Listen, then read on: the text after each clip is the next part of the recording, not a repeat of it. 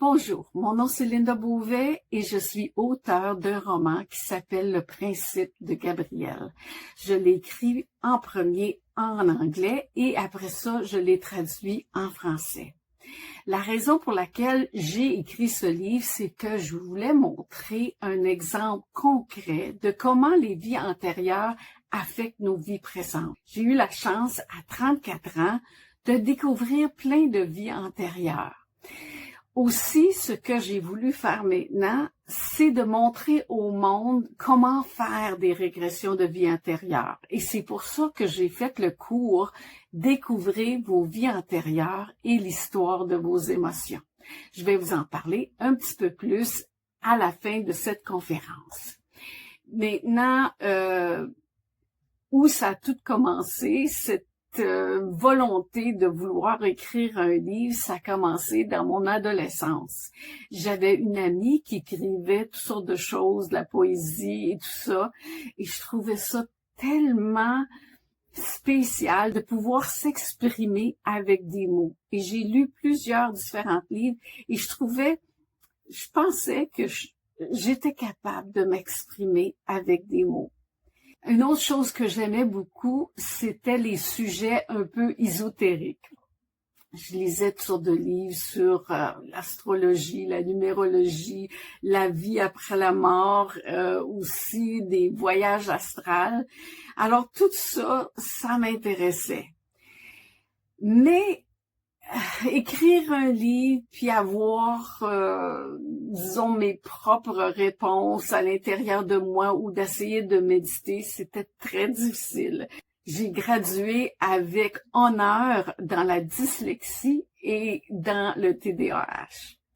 Maintenant, la dyslexie, ça n'a vraiment pas aidé pour écrire un livre, puis le TDAH, ben ça n'a pas aidé pour essayer de pouvoir méditer et d'avoir mes propres réponses à l'intérieur de moi. Disons que je croyais en toutes ces choses, réincarnation et tout ça, mais je croyais pas que moi, je pouvais découvrir quoi que ce soit. Alors, même si on a le désir d'écrire un livre, c'est pas évident parce qu'il faut savoir qu'est-ce qu'on pourrait bien écrire. Puis franchement, dans ma vie, j'avais vécu rien de très intéressant pour écrire. Et c'est seulement à 34 ans, quand je lisais un livre sur la réincarnation, je trouvais ça tellement fascinant. Les histoires de réincarnation, quand même que deux personnes dans cette vie-ci se connaissent aussi dans une vie passée. Et j'ai tombé aussi sur un livre d'instructions de comment faire des régressions de vie antérieure. Alors, à 34 ans, j'étais mariée, j'avais un petit garçon de 4 ans et mon mari, lui, il ne croyait pas dans ce que je disais. Mais je lui ai demandé de lire au moins un livre pour me dire qu'est-ce qu'il en pensait. Et une fois qu'il a lu le livre, il a dit « Ah, ben peut-être qu'on peut l'essayer ». Vous voyez, mon mari, lui, était très, très bon à faire de la méditation, ce qui n'était pas mon cas. Alors, avec le livre d'instruction, on a décidé que moi, je serais l'hypnotiseur et lui serait l'hypnotisé. Et dès le premier coup, moi, je pensais pas que c'était pour fonctionner, mais ça a fonctionné. Et mon mari, après que je lui ai mis dans un état d'hypnose, en suivant les instructions, a été capable de voir deux différentes vies. Première vie qu'il a vue, c'était une vie de viking. Et dans cette vie-là, il y avait beaucoup de violence parce que il envahissait beaucoup d'autres villages. Lui était une personne très importante dans son village et on voyait que c'était de la guerre et il y avait du kidnapping et toutes sortes de violences, de coupage de tête et tout ça. Et à un certain point, on me dit dans le livre, va à la fin de sa vie et demande-lui qu'est-ce qu'il a appris dans cette vie-là. Et il me dit, j'ai appris la haine et la violence. Maintenant, moi, j'étais très, très excitée que ça allait fonctionner. Alors, je lui ai demandé, va dans une autre vie, un petit peu plus loin, dans le futur. Et il me dit, maintenant, oh, je suis dans un train, je sais pas où on s'en va, je suis ici avec ma femme. Et moi, je lui demande, mais pourquoi tu sais pas où tu t'en vas? Et il me dit, c'est les nazis qui m'amènent à quelque part. Et à ce point-là, je savais un petit peu l'histoire. Et je lui demande, va un petit peu plus loin dans le temps. Et il dit qu'il est dans un camp de concentration. Il dit que ça fait 2 ans qu'il n'a pas vu sa femme. Il sait pas si elle est en vie. Et il dit qu'il est en train de creuser un trou. Alors là, je lui demande d'aller un petit peu plus loin dans le temps encore. Et il me dit qu'il s'en va dans une salle et il sait pas pourquoi il s'en va dans la salle. Et à ce moment-là, je sais qu'il s'en va à sa mort. Alors je lui ai dit d'aller à sa mort et de me dire qu'est-ce qu'il a appris dans ce vie-là. Et il me dit, j'ai appris à être la victime de la haine et de la violence. À ce moment-là, j'étais absolument bouleversée parce que je voyais le contraire de une vie à l'autre vie. Alors, j'ai sorti mon mari de l'hypnose et là, on a eu une discussion parce que là, je me disais, mais là, est-ce que tu as tout inventé ça? Et il me dit, non, je pense pas, Linda. Quand tu posais une question, je te disais qu'est-ce qui me venait à la tête et il était assez visuel. Il voyait des choses, des images dans sa tête. Moi, je lui ai dit, ben, en tout cas, si tu l'inventes, t'as une bonne imagination. Puis une autre chose qui me fait dire que c'était vrai, c'est que quand il était viking, tu voyais que son émotion, il était froid, il était arrogant quand il me répondait. Et quand il était dans l'autre vie, tu voyais qu'il était émotif, découragé, triste. Fait que je voyais que toutes ces émotions-là étaient là, à l'intérieur de lui. Juste dans les photos, je voulais vous montrer mon mari et mon fils aujourd'hui. On s'est rencontrés il y a pas longtemps. Moi et mon mari, on est séparés en ce moment. Lui, il reste à Vancouver. Fait qu'on a eu une belle visite où on a pu être ensemble, les trois. Et mon mari, lui, ça fait des années qu'il a lu mon livre et il me parle encore. Maintenant, dans les livres d'instruction aussi, il nous montrait comment faire de l'écriture automatique. Et mon mari a dit, on l'essaye-tu, mets-moi dans un état d'hypnose. Il disait d'écrire une question en haut d'une feuille et de mettre dans un état d'hypnose et après ça, de demander à nos guides de l'aider à donner une réponse. Alors, on a fait ça. Et encore une fois, mon mari, il écrit assez rapidement. Il est là dans une transe et il écrit très, très rapidement. Et tout d'un coup, il ralentit et il écrit, je vais vous lire qu'est-ce qu'il a écrit. Nous vous avons déjà contacté, mais vous n'étiez pas disposé à nous écouter. Donnez-vous une chance, travaillez à partir du positif pour le positif. Vous avez le pouvoir et nous voulons vous aider. Volcan. Alors, on a fait l'écriture automatique plusieurs fois où mon mari écrivait une question, puis on avait toutes sortes de réponses de ce guide qui s'appelait Volcan. Et une des fois, moi, ce que je devais faire après de l'avoir mis dans un état d'hypnose, c'est que je devais tourner les pages quand il écrivait, parce qu'il écrivait tellement vite. moi, j'étais toujours curieuse pour savoir qu'est-ce qu'il a écrit. Alors, j'essayais de lire et à un certain point, j'ai oublié de tourner la page. Et mon mari, tout d'un coup, avec les yeux quasiment fermés, prend la page et la tire d'une façon très raide. Puis moi, j'étais un petit peu étonnée et blessée parce que je me disais, j'ai pas bien fait ça.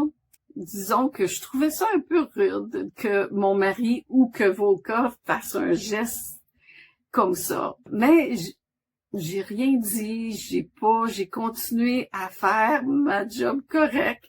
Et à un certain point, mon mari arrête d'écrire et il écrit une phrase au bas de la page, très lentement. Je suis désolée, Linda, pour mon impatience. Je donne à Bill plus vite qu'il peut écrire. Mais là, à ce moment-là, j'étais tellement émotive. Je comprenais pas, oh mon Dieu, il est capable de savoir c'est quoi je pense. Parce que moi, j'avais pas montré que j'étais blessée, que je trouvais que j'avais mal fait, puis tout ça. Parce que mon mari ne me regardait pas du tout. À la fin de cette session-là, j'ai décidé de poser une question directement à Volka. Et je lui ai demandé, Volka, au lieu d'utiliser des papiers, au lieu d'écrire, est-ce qu'on pourrait juste se parler? Et à ce moment-là, c'était le début de toutes sortes de conversations que j'ai eues avec Volka. Et Volka, c'est lui qui m'a aidé à comprendre toutes sortes de choses sur la réincarnation et sur la relation que j'avais avec mon mari. Vous voyez, on a été toutes sortes de choses ensemble dans différentes vies. Mon mari n'a pas toujours été mon mari. Il a été mon frère, il a été mon ami, il a été mon père, il a été mon employé. Il a même été une femme dans un corps de femme comme une religieuse. Alors, à travers de toutes sortes de vies qu'on a vécues, on a commencé à comprendre c'était quoi le karma qu'on s'est fait dans toutes sortes de vies. Et on a compris que chaque vie affectait notre vie présente et que chaque vie affectait la vie après ça. Et ça formait une vie éternelle, en fait. C'est venu à confirmer comment nos âmes sont éternelles et qu'on va vivre plein de choses encore, et on va apprendre toutes sortes d'émotions et de karma aussi. Volka aussi m'a expliqué comment ça fonctionnait la réincarnation, comment on choisit tout au début de notre vie. À partir de nos âmes sœurs, on va choisir toutes sortes de relations avec eux, nos frères, nos sœurs, nos parents. Les âmes sœurs, c'est du monde qu'on apprend des émotions avec eux. Maintenant, il m'a expliqué aussi c'était quoi des âmes jumelles. Des âmes jumelles, ça fait partie d'un âme qui s'est divisé en deux. Une partie en femelle, une partie en mâle. C'est des opposés complètes. Puis des fois, quand on n'a pas assez appris des émotions, on n'est pas empathique avec toutes sortes de situations.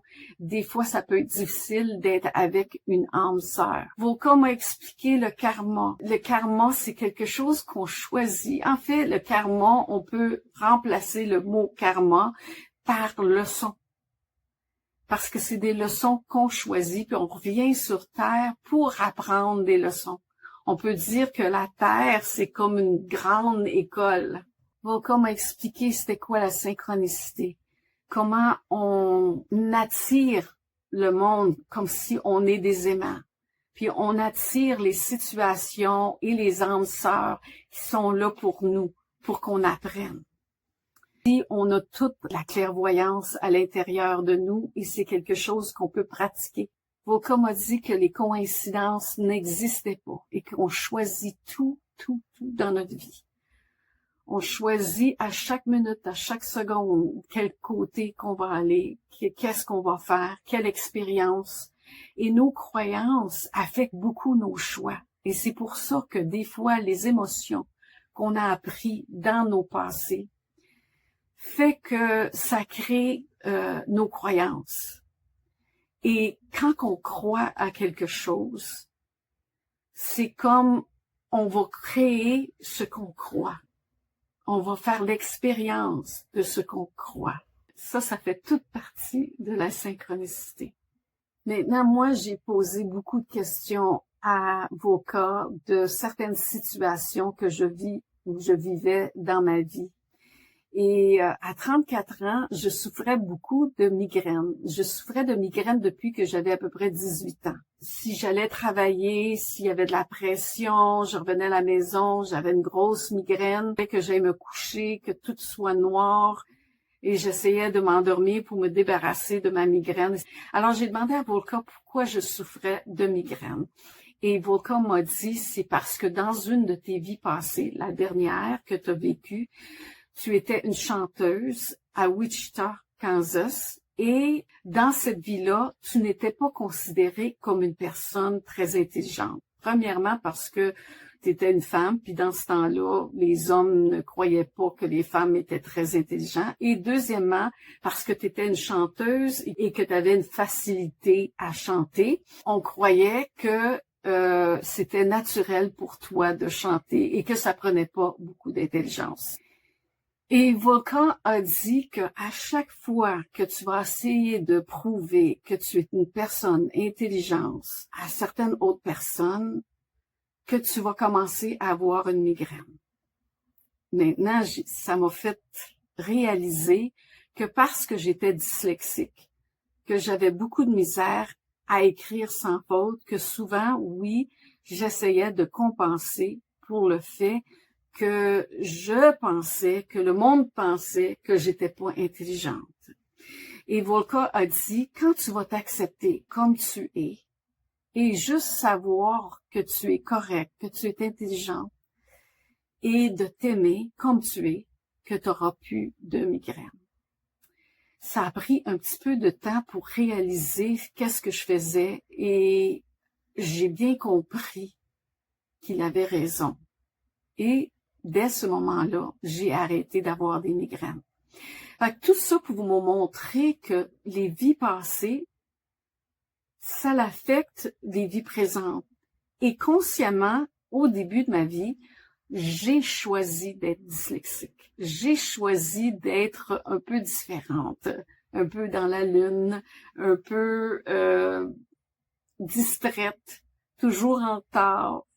Ça, c'est beaucoup la TDAH.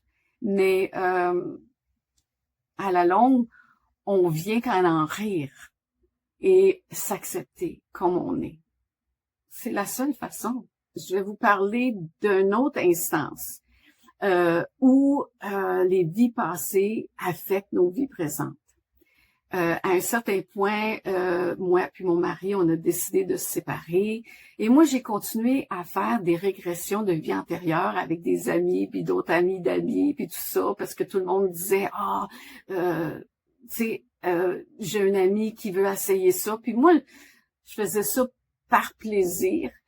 Fait que j'ai fait la régression avec une personne où lui aussi a été vraiment profond et qui voyait des choses. Et cette personne-là voyait qu'il vivait dans un phare. Et c'était une île qui était rocheuse. Et que lui était seul dans ce phare. Et à un certain point, je lui ai demandé de décrire les lieux et il me dit qu'il y avait un miroir à une certaine place, mais qu'il n'aimait pas se regarder parce qu'il était tout défiguré. Et je lui ai demandé pourquoi il était défiguré et il me dit qu'il était dans un feu. Sa figure était vraiment toute brûlée. Et c'est pour ça qu'il travaillait dans un phare parce qu'il voulait pas montrer au monde sa figure. Il y avait juste une personne qui venait une fois par mois lui amener du manger et c'était une femme et ça donne que cette femme, c'est sa femme dans cette vie ici. Juste pour vous dire comment que cette vie-là a affecté cette vie, c'est qu'il est né avec une tache de naissance au-dessus de la lèvre. Et quand il était jeune, à l'école, il se faisait taquiner beaucoup à cause de cette tache de naissance. C'est sûr qu'en vieillissant, avec les barbes et tout ça, ça paraît quasiment plus qu'il y a une tache de naissance là. Alors moi, pour continuer ma recherche, j'ai été à Wichita, Kansas, pour aller faire une recherche de ma vie passée comme chanteuse. Je me suis payé ce voyage-là en autobus. Ça a pris 2 jours et demi pour me rendre. Et j'ai adoré mon voyage. J'étais tout seule. J'étais dans les musées, j'étais dans la librairie, chercher des noms et tout ça. Mais puisque mon nom dans cette vie-là, c'était Kitty, qui était probablement pas mon vrai nom, j'ai eu beaucoup de misère à essayer de trouver qui j'étais. Mais durant les régressions de cette vie-là, on a su que je connaissais une personne, en fait, je sortais avec une personne qui s'appelait Kincaid et qu'il était assez riche et qu'il avait une maison qui n'était pas loin de la rue principale, Douglas Street. Et puis, moi, dans les records, j'ai trouvé un monsieur Kincaid qui semblait être assez riche. Et dans ce temps-là, les riches avaient des maisons victoriennes. Et moi, j'ai trouvé ce monsieur Kincaid qui restait sur une rue dont je reconnaissais pas sur les maps actuelles, sur les cartes actuelles. Je trouvais pas la rue. Alors, le libraire m'a dit que la rue avait changé de nom et que maintenant, le nom, c'était Broadway. Alors, j'ai trouvé la maison qui existait encore et j'ai marché à la maison qui était très proche de la rue principale, qui était Douglas, qui était à peu près un coin de rue de là. Et à ma grande surprise, c'était une maison victorienne. Dans ce temps-là, j'avais... Mon Dieu, quel âge? 36 ans. On n'avait pas de téléphone avec des photos. Alors, j'ai été à un dépanneur, j'ai acheté une caméra jetable et j'ai pris des photos de la maison. C'est sûr que maintenant, elle n'existe plus. Elle a été détruite, mais pendant des années, je pouvais aller la revoir sur Google Maps. Puis là, mais là, c'est de valeur, mais plus là. Maintenant, à l'an 2000, j'ai décidé que j'allais prendre un cours d'hypnose en hypnothérapie. Et c'est parce que je voulais savoir si je faisais l'hypnose correcte. Et l'hypnothérapie, c'est vraiment différent à l'hypnose pour faire des régressions de vie antérieure. Mais l'induction qui vous met dans un état d'hypnose, c'était la même chose. Et j'ai découvert que je le faisais bien. Maintenant, j'ai jamais travaillé dans l'hypnothérapie. J'ai pas trouvé que c'était pour moi. J'étais un petit peu trop émotive pour pouvoir conseiller le monde à quoi faire s'ils ont une mauvaise habitude, une peur ou un traumatisme. J'aimais beaucoup mieux faire des régressions de vie antérieure. Et j'ai continué à en faire encore, pas comme une profession, parce que je travaillais tout le temps dans le graphisme. J'ai travaillé comme agent immobilier. J'ai travaillé plusieurs différents emplois, mais j'ai toujours été très passionnée à faire des régressions antérieures. Et là, je trouvais que j'étais prêt à faire un cours en ligne, comment faire les régressions de vie antérieure, que tout le monde peut faire avec un ami, avec un conjoint. Je trouvais que c'était possible de faire ça et de montrer au monde comment faire ça et aussi montrer comment faire l'écriture automatique, comment se rentrer dans vraiment une bonne méditation. Parce que ça a pris du temps pour moi, mais j'ai commencé à trouver les trucs, comment le faire et comment moi-même faire l'écriture automatique. Pour ça, l'hypnose aide beaucoup. Et c'est pour ça que moi, en faisant le cours, je pourrais vous montrer comment aller dans un état alpha parfait. Maintenant, je vais vous expliquer c'est quoi le cours exactement. Il y a 5 étapes et 12 capsules. Dans la première étape, je vous explique un petit peu qu'est-ce que je vous ai expliqué dans plus de détails, comment je suis venue à connaître les vies antérieures et qu'est-ce que j'ai appris sur les vies antérieures. Dans la deuxième étape, je vous explique ce que Volca m'a expliqué sur les âmes sœurs, les âmes jumelles, la synchronicité, le karma, toutes ces choses-là. Aussi, je vous explique c'est quoi qu'on peut faire avec une bonne méditation et d'être dans un état alpha. Dans la troisième étape, je vous mets dans un état d'hypnose pour que vous puissiez sentir c'est quoi être dans un état alpha. Je vais vous montrer comment on se ressent quand on est hypnotisé, qui est la même chose qu'une méditation, une bonne méditation. Et pour être capable de le faire à quelqu'un d'autre, il faut que vous compreniez c'est quoi l'être hypnotisé. Et qu'est-ce qu'on va ressentir ou voir quand on est en train de faire une régression de vie antérieure. Dans l'étape 4, je vous explique comment faire l'hypnose. Et je vous donne des dialogues écrits que vous pouvez suivre et lire. Je vous explique quoi faire avec vos voix. Je vous explique quelles questions poser. Qu'est-ce que vous pouvez faire avec une personne qui est plus visuelle ou plus émotive? Tout ça, je vous explique dans le cours pour que vous puissiez le faire vous-même. Dans la cinquième étape, je vous explique comment faire l'écriture automatique. Alors, ça, c'est les 5 étapes, les 12 capsules. Vous avez le cours aussi longtemps que vous voulez. Vous le faites à votre vitesse.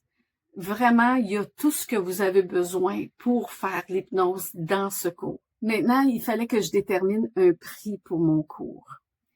Et ça, j'ai été sur l'Internet pour voir si ça existait des cours. Puis vraiment, ici, j'ai pas trouvé, mais j'ai trouvé des cours pour l'hypnothérapie. Mais l'hypnothérapie, comme je vous ai dit, c'est pas la même chose. Et c'est beaucoup plus... c'est gros le cours pour l'hypnothérapie. Parce qu'il faut apprendre le dialogue pour régler toutes sortes de différentes phobies, de maladies émotionnelles et tout ça. Vraiment, la différence avec l'hypnothérapie, c'est qu'on insère des pensées dans votre subconscient. Par contre, dans les régressions de vie antérieure, on va chercher des mémoires dans votre subconscient. Parce que vous savez, dans le subconscient, c'est comme des grandes filières où on a toutes les mémoires de toutes nos vies antérieures. J'ai regardé combien que c'était maintenant pour un cours. Moi, je sais que dans l'an 2000, quand j'ai pris mon cours d'hypnothérapie, c'était 2000 $. Puis là, j'ai vu un cours aux États-Unis qui était 9000 $. Fait que j'ai continué à chercher. J'ai trouvé un cours en France pour faire des régressions de vie antérieure qui était à peu près 400 $. Et je trouvais que moi, j'en donnais encore plus parce que je faisais l'écriture automatique et j'expliquais beaucoup la réincarnation et tout ça. Fait que je trouvais que j'en donnais même plus. Alors moi, j'ai déterminé que mon cours sûrement valait 300 $. Mais puisque vous êtes là aujourd'hui à regarder cette conférence, moi, ce que je veux vraiment faire, c'est que le monde découvre leurs propres histoires à l'intérieur de eux. C'est pour ça que j'ai écrit le livre et c'est pour ça que je fais le cours. C'est pour que vous puissiez comprendre les événements de votre vie ou comprendre les relations ou les peurs que vous avez dans votre vie sans être obligé d'aller voir quelqu'un d'autre qui va vous expliquer des choses à travers de leur filtre. Là, ça serait vos guides à vous qui va vous parler à vous-même et vous donner des réponses. Alors, j'ai décidé de faire le cours à 97 $. Et je vous assure que c'est un cours à ce prix-là qui vaut la peine. Et si vraiment vous aimez pas ça, écrivez-moi et dites-moi que vous voulez un remboursement et je vais vous le rembourser. Je vous donne le lien à mon cours. Vous allez pouvoir le voir ici. Puis aussi, je vous donne le QR code que si vous êtes habitué avec ça, vous avez juste à prendre une photo puis ça va vous amener à la bonne place. Je vais vous laisser avec une dernière question que j'ai demandée à Volca. Je vais vous lire parce que sa réponse est super bien et c'est mieux que qu'est-ce que moi je pourrais dire. Alors, ma dernière question, avocat, c'était pourquoi qu'on revient tellement sur Terre? Est-ce que c'est parce qu'on doit apprendre toutes les émotions? Et voici sa réponse. C'est un bon objectif, mais une qui exige beaucoup, beaucoup de vie à accomplir. Cependant, le but ultime est de s'aimer comme des grands êtres humains que vous êtes. Grâce à cet amour, vous pouvez aimer tous les êtres humains, malgré leurs faiblesses et leurs différences. Vous êtes des êtres merveilleux, peu importe où vous vous trouvez sur votre chemin. Vous avez tous votre propre chemin dédié à vous seul, et aucun chemin n'est meilleur qu'un autre. Alors voilà, on a juste besoin de s'aimer et d'aimer les autres.